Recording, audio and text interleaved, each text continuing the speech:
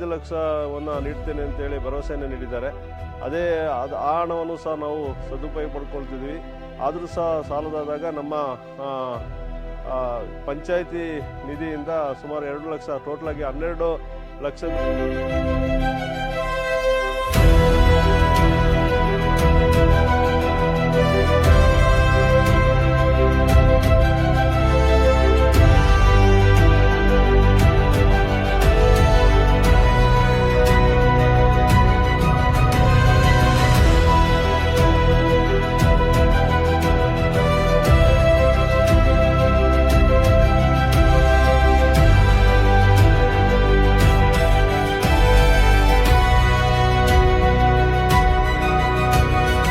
ಜನರ ಸೇವೆಗೆ ಉತ್ತಮವಾದಂಥ ಸ್ಪಂದನೆ ನೀಡುವಂಥ ಸೇವಾ ಕೇಂದ್ರ ಆಗಲಿ ಅಂತ ಕೂಡ ಇವತ್ತು ಹಾರೈಸ್ತೇನೆ.